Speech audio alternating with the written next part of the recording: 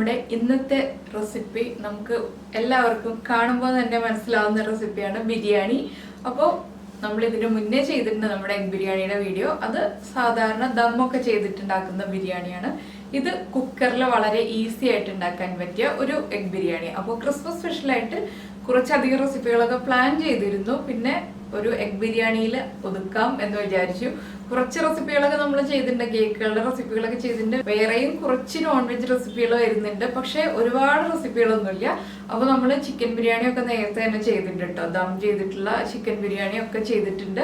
അതിൻ്റെ ഒക്കെ ലിങ്ക് ഈ വീഡിയോയുടെ എൻഡ് സ്ക്രീനിലുണ്ട്. അപ്പോൾ നിങ്ങൾ ആ ഒരു റെസിപ്പി ഒന്നും കണ്ടിട്ടില്ല എന്നുണ്ടെങ്കിൽ ആ റെസിപ്പികളൊക്കെ കാണും. പിന്നെ ഈ ഒരു എഗ് ബിരിയാണി ഇപ്പോൾ ക്രിസ്മസിന് തന്നെ ആവണമെന്നില്ല, നമുക്ക് എപ്പോൾ ഒരു സൺഡേ ആണെങ്കിലും ഇടയ്ക്കൊക്കെ ഉണ്ടാക്കി കഴിക്കാൻ പറ്റിയ നല്ലൊരു ബിരിയാണി റെസിപ്പിയാണ്. അപ്പോൾ ഇത് കണ്ടിട്ട് എങ്ങനെയുണ്ട് നിങ്ങളുടെ അഭിപ്രായം എന്നുള്ളത് നമ്മുടെ വീഡിയോയുടെ താഴെ ഒന്ന് കമൻറ്റ് ചെയ്യുക. അതുപോലെ തന്നെ ബിരിയാണി ഉണ്ടാക്കി കൊടുത്തിട്ട് വീട്ടിലെല്ലാവർക്കും ഇഷ്ടമായോ എന്ന് കൂടി പറയുക. അപ്പോൾ നമുക്ക് എങ്ങനെയാണ് നമ്മുടെ easy pressure cooker egg biryani റെഡിയാക്കുന്നത് നോക്കാം. അപ്പോൾ നമുക്ക് നമ്മുടെ പ്രഷർ കുക്കർ എഗ് ബിരിയാണിക്ക് ആവശ്യമായിട്ടുള്ള ഇൻഗ്രീഡിയൻസ് നോക്കാം. നമ്മളിപ്പോൾ 2 ബേ ലീഫ് എടുത്തിട്ടുണ്ട്, അതുപോലെ തന്നെ ഒരു 5 ഏലക്ക എടുത്തിട്ടുണ്ട്, ഇത്രയുള്ള ഒരു പീസ് പട്ട എടുത്തിട്ടുണ്ട്, പിന്നെ എടുത്തിരിക്കുന്നത് 5 ഗ്രാമ്പു, ഒരു ചെറിയ പീസ് നമ്മുടെ ജാതിപത്രി, അതായത് ജാതിക്കയുടെ ഉള്ളിലുള്ള റെഡ് കളറുള്ളത്. എൻ്റെ കയ്യിൽ അധികം റെഡ് കളറുള്ളതല്ല. പിന്നെ ഒരു തക്കോലം എടുത്തിട്ടുണ്ട്. അപ്പോൾ ഇതാണ് നമ്മുടെ മസാലകൾ നമ്മൾ എടുത്തിരിക്കുന്നത്. പിന്നെ എടുത്തിരിക്കുന്നത് ബിരിയാണി അരിയാണ്. ഇതിപ്പോൾ ഞാൻ 2 കപ്പ് ബിരിയാണി അരിയാണ് എടുത്തിട്ടുള്ളത്. 1 കപ്പ് അരിക്ക് 1.25 കപ്പ് വെള്ളം എന്നുള്ള കണക്കിൽ 2 കപ്പ് അരിക്ക് 2.5 കപ്പ് വെള്ളം എടുക്കാം. പിന്നെ സവോള 2 ടൈപ്പ് കട്ട് ചെയ്ത് വെച്ചിട്ടുണ്ട്. എന്താണെന്ന് വെച്ചിട്ടുണ്ടെങ്കിൽ ഇത് ഫ്രൈ ചെയ്യാനുള്ളതും ഇത് നമ്മുടെ മസാലയ്ക്കുള്ളതും. പിന്നെ മുട്ട, മല്ലിയില, പുതിനയില, തക്കാളി, ബാക്കിയുള്ള പൊടികളൊക്കെ നമ്മൾ ചേർക്കുമ്പോൾ പറയാം. ആദ്യം നമുക്ക് ഈ മുട്ടയിലേക്ക് കുറച്ച് പൊടികൾ ചേർത്തൊന്ന് മിക്സ് ചെയ്ത് വെക്കാം. നമുക്കൊരു പ്ലേറ്റിലേക്ക് ആദ്യം ഒരു 1/4 ടീസ്പൂൺ മഞ്ഞൾപ്പൊടി, 1/2 ടീസ്പൂൺ കാശ്മീരി ചില്ലി പൗഡർ, അധികം വേണ്ട, നമ്മൾ പിന്നീട് മസാലകൾ ആഡ് ചെയ്യുന്നതാണ്. പിന്നെ ഒരു 1/4 ടീസ്പൂൺ ഗരം മസാല പൗഡർ. പിന്നെ ഈ മുട്ടയ്ക്ക് ആവശ്യമായിട്ടുള്ള കുറച്ച് ഉപ്പ്. പിന്നെ നമ്മൾ മസാലയിലേക്ക് ഉപ്പ് ആഡ് ചെയ്യുള്ളൂ, അതുകൊണ്ട് ഇപ്പോൾ കുറച്ച് ഉപ്പ് മതി. ഇത്രയും ചേർത്തിട്ട് നമുക്ക് ഈ മുട്ടയിലേക്ക് ഒന്ന് മിക്സ് ചെയ്ത് വയ്ക്കാം. എല്ലാ പൊടികളും മുട്ടയിലൊന്ന് നന്നായിട്ട് പിടിച്ചു വരണം, ആ രീതിയിലൊന്ന് കോട്ട് ചെയ്തെടുക്കുക. അപ്പോൾ നമ്മുടെ മുട്ടയിലേക്ക് മസാലപ്പൊടികളൊക്കെ മിക്സ് ചെയ്ത് വെച്ചിട്ടുണ്ട്. ഇനി നമ്മൾ ചെയ്യാൻ പോകുന്നത് എന്താണെന്ന് വെച്ചിട്ടുണ്ടെങ്കിൽ അരിയിലേക്ക് വെള്ളം ഒഴിച്ചിട്ട് ഒരു 5 മിനിറ്റ് ഒന്ന് സോക്ക് ചെയ്തിട്ട് ഡ്രെയിൻ ചെയ്ത് വയ്ക്കുക. എന്താണെന്ന് വെച്ചിട്ടുണ്ടെങ്കിൽ കൂടുതലായിട്ട് അരി സോക്കായി പോയിട്ടുണ്ടെങ്കിൽ കുക്കറിൽ വേവിക്കുമ്പോൾ കുഴഞ്ഞു പോകും. അപ്പോൾ 5 മിനിറ്റ് മാത്രം സോക്ക് ചെയ്യുക, ഉടനെ തന്നെ ഡ്രെയിൻ ചെയ്ത് വയ്ക്കുക. അപ്പോൾ നമ്മളിപ്പോൾ കുക്കർ ചൂടാക്കാൻ വെച്ചിട്ടുണ്ട്. ഞാൻ അരി സോക്ക് ചെയ്തിട്ട് ഡ്രെയിൻ ചെയ്ത് വെച്ചു. ഇനിയിപ്പോൾ നമ്മൾ ചെയ്യുന്നത് എന്താണെന്ന് വെച്ചിട്ടുണ്ടെങ്കിൽ ആദ്യം സവോള ഒന്ന് ഫ്രൈ ചെയ്തെടുക്കണം. അതുപോലെ തന്നെ കാഷ്യൂ നട്ടും റൈസിൻസും നമ്മൾ ആഡ് ചെയ്യുന്നുണ്ടെങ്കിൽ അതും ഫ്രൈ ചെയ്തെടുക്കുക. ഞാനിപ്പോൾ നെയ്യും സൺഫ്ലവർ ഓയിലും കൂടി ഒരുമിച്ച് തന്നെ ചേർത്തിട്ടാണ് സവോളയും അതുപോലെ തന്നെ കാഷ്യൂ നട്ടും റൈസിൻസും ഒക്കെ ഫ്രൈ ചെയ്തെടുക്കുന്നത്.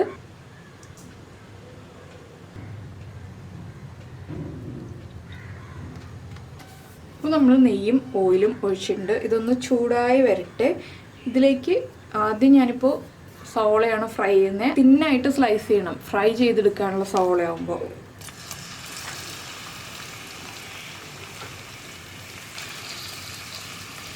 അപ്പോൾ ഞാനൊരു 4 മീഡിയം വലിപ്പത്തിലുള്ള സവോളയാണ് ഫ്രൈ ചെയ്യാൻ വേണ്ടിയിട്ട് എടുത്തിട്ടുള്ളത്. അതുപോലെ തന്നെ 4 സവോളയാണ് നമ്മൾ മസാലയ്ക്ക് വേണ്ടിയിട്ടും എടുത്തിട്ടുള്ളത്. ഇനി ഇത് സാധാരണ സവോള ഫ്രൈ ചെയ്യുന്ന പോലെ തന്നെ ഒന്ന് ഫ്രൈ ചെയ്തെടുക്കുക. ഇപ്പോൾ നമ്മുടെ സവോളയുടെ കളറൊക്കെ ഒന്ന് മാറി വന്നിട്ടുണ്ട്. ഒരുപാട് അങ്ങോട്ട് കളർ മാറിപ്പോകണ്ട, ഒന്ന് ഇതുപോലെ കളർ ചേഞ്ച് ആയി വരുമ്പോൾ നമുക്ക് ഈ എണ്ണയിൽ നിന്ന് മാറ്റാം. എന്താണെന്ന് വെച്ചിട്ടുണ്ടെങ്കിൽ കുറേ അങ്ങോട്ട് ബ്രൗൺ ഷെയ്ഡാക്കി നമ്മൾ ഫ്രൈ ചെയ്ത സവോളയുടെ കളർ ആവുന്നത് വരെ ആക്കി എടുത്തിട്ടുണ്ടെങ്കിൽ കൂടുതൽ ഡാർക്കായി പോകും. എന്താണെന്ന് വെച്ചാൽ ഒരു 10 മിനിറ്റ് ഇരുന്ന് കഴിയുമ്പോൾ സവോളയുടെ കളർ വീണ്ടും മാറും. അപ്പോൾ ഈ ഒരു ഷെയ്ഡായി വരുമ്പോൾ നമ്മൾ എണ്ണയിൽ നിന്ന് മാറ്റുക. അതിന് ശേഷം ഒരു പ്ലേറ്റ് എടുത്തിട്ട് പ്ലേറ്റിലേക്ക് ഒന്ന് സ്പ്രെഡ് ചെയ്ത് വയ്ക്കുക. ഞാൻ എണ്ണയിൽ നിന്ന് മാറ്റുകയാണ്. ഈ കളർ മതി കേട്ടോ, ഇത്രയും ആവുമ്പോൾ തന്നെ മാറ്റുക. ഒരുപാട് അങ്ങോട്ട് മാറിപ്പോയാൽ ഡാർക്ക് ബ്രൗൺ ഷെയ്ഡായിപ്പോയി. ഇപ്പോൾ ഇതാ കണ്ടോ, ഞാൻ ഇതുപോലെയാണ് സവോളയൊന്ന് സ്പ്രെഡ് ചെയ്ത് വെച്ചിട്ടുള്ളത്. ഇതിനി ക്രിസ്പി ആയിട്ട് തന്നെ ഇരുന്നോളും. ഈ ഓയിലിലേക്ക് തന്നെയാണ് ഞാനിപ്പോൾ കുറച്ച് കാഷ്യൂ നട്ടും കുറച്ച് റൈസിൻസും ആഡ് ചെയ്യുന്നത്. ഇത് ഗാർണിഷിന് വേണ്ടി മാത്രമാണ്.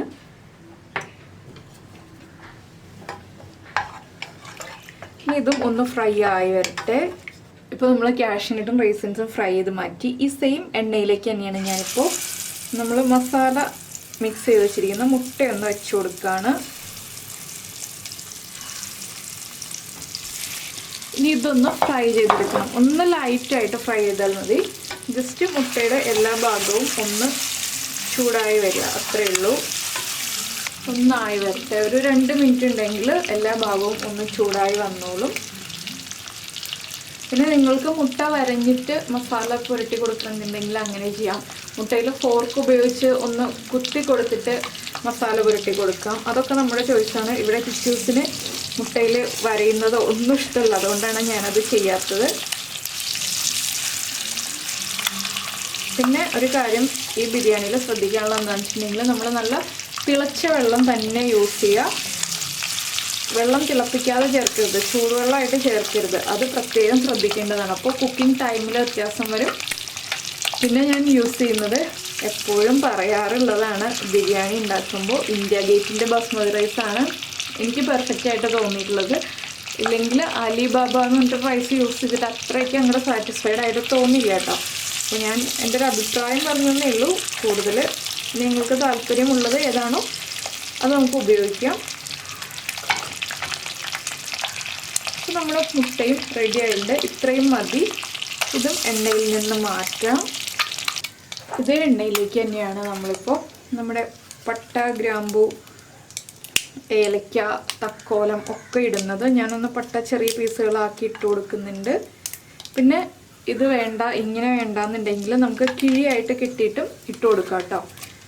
അത് നമ്മൾ നേരത്തെ ചെയ്തിട്ടുണ്ട്, കിഴി കെട്ടിയിട്ടുള്ള രീതി. അതാവുമ്പോൾ നമുക്ക് ഈ മസാലകൾ ഒന്നും ഇടയ്ക്ക് റൈസിൽ കടിക്കാൻ കിട്ടില്ല. കിഴി എടുത്ത് മാറ്റിയാൽ മതി. പക്ഷേ മസാലകളുടെ ഫ്ലേവറൊക്കെ കിട്ടുകയും ചെയ്യും. ഇതൊന്ന് ചൂടായി തുടങ്ങുമ്പോൾ നമുക്കിതിലേക്ക് നമ്മൾ മസാലയ്ക്കായിട്ട് മുറിച്ച് വെച്ചിരിക്കുന്ന സവോള ഉണ്ടല്ലോ, അതും 2 പച്ചമുളകും കൂടി ചേർക്കാം. എണ്ണ കുറവാണെങ്കിൽ എണ്ണ ആഡ് ചെയ്ത് കൊടുക്കാം കേട്ടോ. 2 പച്ചമുളക് ഇപ്പോൾ ഞാൻ കണ്ട് മാത്രമേ മാറ്റിയിട്ടുള്ളൂ, സ്പ്ലിറ്റ് ചെയ്തിട്ടൊന്നുമില്ല. ഇങ്ങനെ തന്നെ ചേർക്കാണ്. ഇനി ഇതിലേക്ക് കുറച്ച് ഉപ്പ് ആഡ് ചെയ്യണം. എന്താണെന്ന് വെച്ചാൽ നമ്മുടെ സവോള ഒന്ന് വേഗം കുക്കായി കിട്ടാനാണ് നമ്മൾ ഉപ്പ് ആഡ് ചെയ്യാൻ പോകുന്നത്.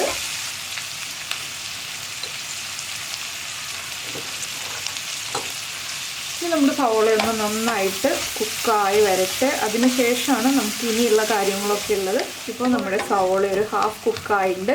അപ്പോൾ നിങ്ങൾ ഇഞ്ചിയും വെളുത്തുള്ളിയും ചതച്ചതാണ് ചേർക്കുന്നതെങ്കിൽ സവോള ചേർക്കുമ്പോൾ തന്നെ ഇഞ്ചിയും വെളുത്തുള്ളിയും കൂടി ചേർക്കുക. പക്ഷേ ഞാനിപ്പോൾ ജിഞ്ചർ ഗാർലിക് പേസ്റ്റ് ആഡ് ചെയ്യുന്നതുകൊണ്ട് ഹാഫ് കുക്കായി കഴിയുമ്പോഴേ ചേർക്കാൻ പറ്റുള്ളൂ. അപ്പോൾ 1 table spoon ginger garlic paste add ചെയ്യുക. ഇനി ഇത് നന്നായിട്ടൊന്ന് കുക്കായി വരുന്നത് വരെ വീണ്ടും ഇളക്കി കൊടുക്കുക. ഈ ജിഞ്ചർ ഗാർലിക് പേസ്റ്റിൻ്റെ ആ റോ ടേസ്റ്റൊക്കെ ഒന്ന് മാറി വരട്ടെ. അപ്പോൾ നമ്മുടെ ജിഞ്ചർ ഗാർലിക് പേസ്റ്റിൻ്റെ ആ റോ സ്മെല്ലും റോ ടേസ്റ്റും ഒക്കെ ഒന്ന് മാറി വന്നിട്ടുണ്ട്.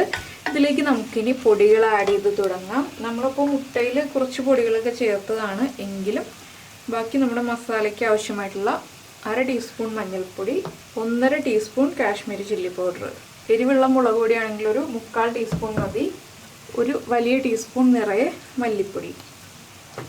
പിന്നെ നിങ്ങൾക്ക് ബിരിയാണി മസാല ഉണ്ടെന്നുണ്ടെങ്കിൽ ബിരിയാണി മസാല ചേർക്കാൻ താല്പര്യമാണെങ്കിൽ ചേർക്കാം.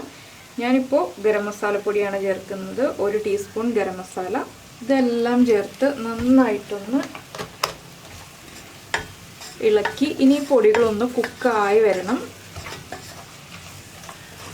ഇപ്പോൾ ബിരിയാണി മസാല ചേർക്കുന്നുണ്ടെങ്കിൽ 1 ടീസ്പൂൺ ചേർക്കാം കേട്ടോ, ഈ ഒരു 5 മുട്ടയ്ക്കായിട്ട്. ഇതിലേക്ക് നമ്മൾ ചേർക്കുന്നത് നമ്മുടെ ഇലകളാണ്. കുറച്ച് പുതിനയില, അതുപോലെ തന്നെ കുറച്ച് മല്ലിയില,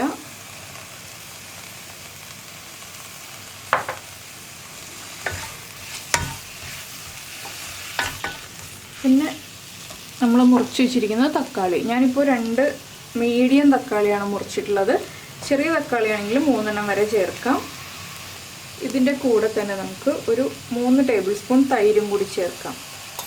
പുളിയുള്ള തൈരാണെങ്കിൽ കുറവ് മതി, പുളി കുറവുള്ള തൈരാണെങ്കിൽ 3 ടേബിൾ സ്പൂൺ വരെ ആവാം. ഇതെല്ലാം ചേർത്ത് വീണ്ടും നന്നായിട്ട് ഇളക്കി മിക്സ് ചെയ്യുക. ഈ തക്കാളി ഒന്ന് കുക്കായി വരാനായിട്ട് നമുക്കൊന്ന് 2 മിനിറ്റ് അടച്ചു വയ്ക്കാം.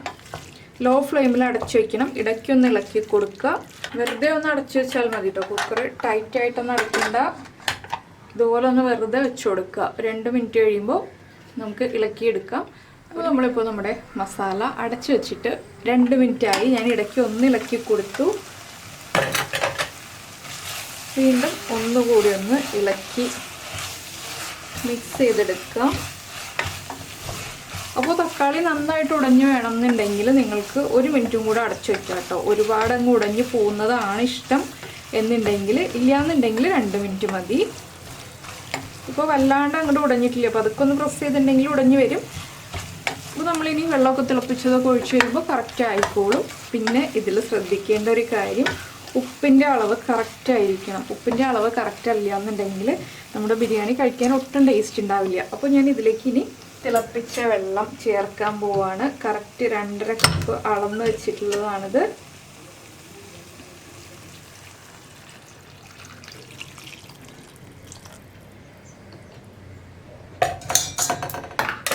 അതുപോലെ തന്നെ നമുക്ക് ഉപ്പ് ആഡ് ചെയ്യണം. നമ്മൾ കുറച്ച് ഉപ്പ് സവോളയിൽ ചേർത്തിട്ടുണ്ടായിരുന്നു.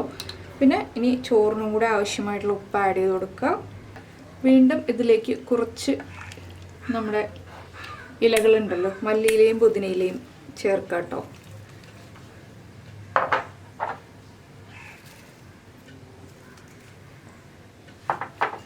അതുപോലെ തന്നെ നമ്മൾ ഫ്രൈ ചെയ്ത് വെച്ചിരിക്കുന്ന സവോള ഉണ്ടല്ലോ, അതിൻ്റെ കുറച്ച് പോർഷൻ ആഡ് ചെയ്യുക.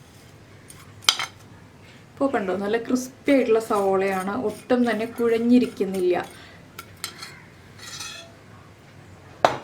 ഇതെല്ലാം ചേർത്ത് വീണ്ടും നന്നായിട്ടൊന്ന് ഇളക്കി കൊടുക്കുക.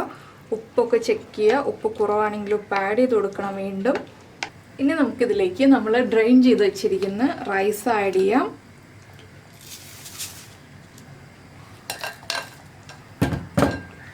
റൈസും ചേർത്തിട്ട് വീണ്ടും ഒന്നുകൂടി ഒന്ന് ഇളക്കി കൊടുക്കുക.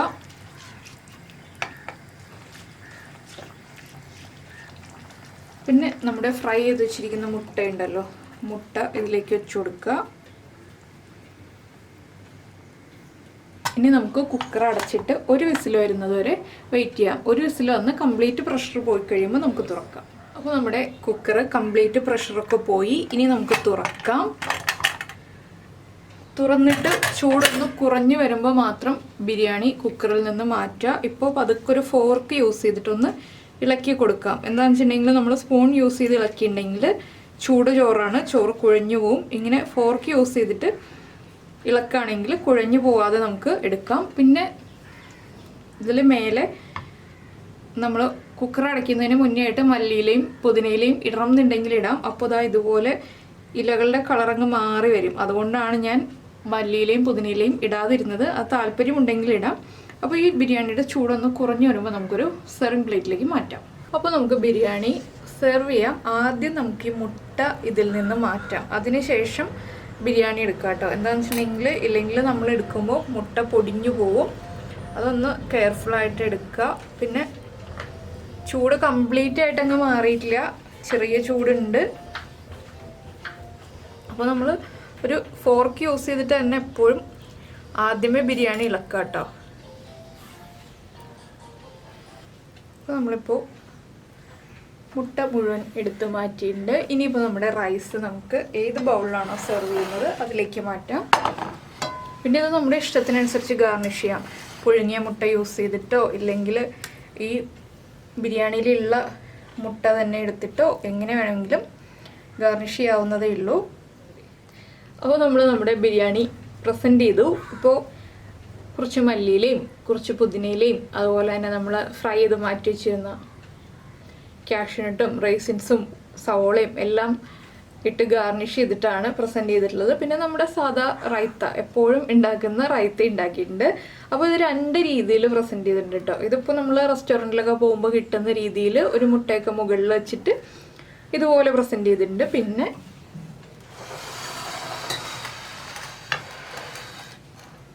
മുട്ട കട്ട് ചെയ്ത് വെച്ചിട്ട് ഇങ്ങനെയും പ്രസൻറ്റ് ചെയ്തിട്ടുണ്ട്. അപ്പോൾ ഈ 2 രീതിയിൽ പ്രസൻറ്റ് ചെയ്തത് കാണിക്കുന്നത് എന്താണെന്ന് വെച്ചിട്ടുണ്ടെങ്കിൽ നമുക്കിപ്പോൾ ഒരു ഗസ്റ്റിനെ സെർവ് ചെയ്യുമ്പോൾ വലിയ പാത്രത്തിലാണെങ്കിൽ നമുക്ക് ഇതുപോലൊരു വലിയ ബൗളിൽ മുട്ടയെല്ലാം വെച്ചിട്ട് തന്നെ സെർവ് ചെയ്യാം. അപ്പോൾ ആവശ്യത്തിനുള്ള ക്വാണ്ടിറ്റി ഓരോരുത്തർക്കുള്ളത് നമുക്ക് വേറെ ചെറിയ പ്ലേറ്റിലേക്ക് എടുത്ത് കഴിച്ചാൽ മതി.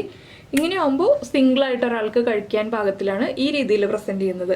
അപ്പോൾ നിങ്ങൾക്ക് ഈ ഒരു ബിരിയാണി ഇഷ്ടപ്പെട്ടു എന്നുണ്ടെങ്കിൽ മറക്കാതെ ഒരു ലൈക്കും തരിക. അതുപോലെ ഇഷ്ടമായോ ഇല്ലയോ എന്ന് നമ്മുടെ വീഡിയോയുടെ താഴെ നിന്ന് കമൻറ്റ് ചെയ്യുക. പിന്നെ നമ്മുടെ ചാനൽ ആദ്യമായിട്ടാണ് കാണുന്നതെങ്കിൽ ചാനൽ ഇഷ്ടപ്പെട്ടു, വീഡിയോ പ്രസൻറ്റ് ചെയ്യുന്ന രീതിയൊക്കെ ഇഷ്ടമായി എന്നുണ്ടെങ്കിൽ ഒന്ന് സബ്സ്ക്രൈബ് ചെയ്യുക. സബ്സ്ക്രൈബ് ചെയ്യുന്നതിനോടൊപ്പം തന്നെ ആ ബെല്ലൈക്കണം കൂടെ ഒന്ന് ക്ലിക്ക് ചെയ്യുക. അപ്പോൾ ഓൾ എന്ന് പറഞ്ഞിട്ടൊരു ഓപ്ഷൻ വരും. ആ ഓളും കൂടി പ്രസ് ചെയ്താൽ ഞാൻ വീഡിയോ അപ്ലോഡ് ചെയ്യുമ്പോൾ നിങ്ങൾക്ക് നോട്ടിഫിക്കേഷൻ വരും. ഓൾ പ്രസ് ചെയ്തില്ല എന്നുണ്ടെങ്കിൽ ചിലപ്പോൾ നോട്ടിഫിക്കേഷൻ വരാറില്ല. അതുകൊണ്ടാണ്. അപ്പോൾ നമുക്ക് നമ്മുടെ അടുത്ത റെസിപ്പിയുമായിട്ട് അടുത്ത ദിവസം വീണ്ടും കാണാം.